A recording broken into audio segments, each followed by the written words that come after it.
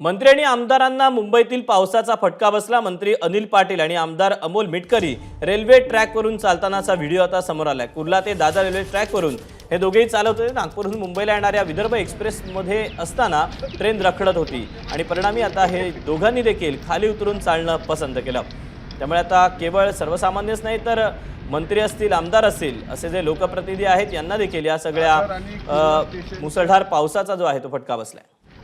राज्याचे मदत व पुनर्वसन तसंच आपत्ती व्यवस्थापनाचे मंत्री श्री अनिल पाटील साहेब, मी आणखी या ट्रेनमध्ये 8 ते 10 आमदार अडकून आहेत आणि एक वेगळा अनुभव आम्ही आज घेतो आहोत।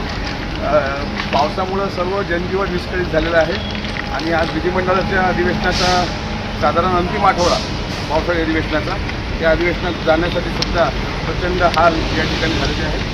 लवकरच वाहतूक सेवा सुरळीत होईल अशी अपेक्षा करतो।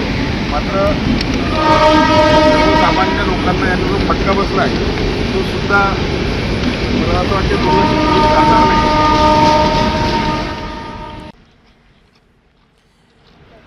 तेव्हा मदत आणि आपत्ती पुनर्वसन मंत्रीच या सगळ्या पावसाच्या एकंदरीतच गोष्टीमध्ये अडकलेले होते।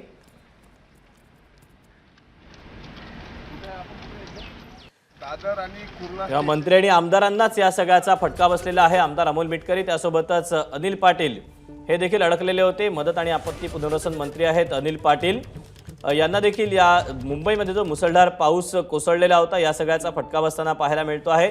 विदर्भ एक्सप्रेसने हे दोघे येत होते। विदर्भ एक्सप्रेस सतत रखडत होती, त्यामुळे या दोघांनी देखील रेल्वे ट्रॅकवरून उतरून पुढे चालत जाणं पसंत केलं। कुर्ला ते दादरच्या दरम्यानची त्यांची ही सगळी जे व्हिडिओ आहेत ते आता समोर आलेले आहेत। आणि नागपूरहून मुंबईला येणाऱ्या विदर्भ एक्सप्रेसमधून प्रवास करत असताना विदर्भ एक्सप्रेसला देखील या मुंबईतल्या पावसाचा फटका बसला। अनेक भागामध्ये कुर्ला त्यासोबतच सायन असेल, विक्रोळी असेल, भांडूप असेल अशा विविध भागांमध्ये पाणी साचलेलं होतं आणि याच दरम्यान आमदार अमोल मिटकरी आणि अनिल पाटील हे देखील प्रवास करत होते आणि या दोघांना देखील या पावसाचा जबरी फटका बसलेला आहे। मुंबईमध्ये अधिवेशन देखील सुरू आहे। या अधिवेशनासाठी परत येत असताना या दोघांना देखील या मुसळधार पावसामुळे जी परिस्थिती ओढावलेली आहे त्याचा फटका बसला।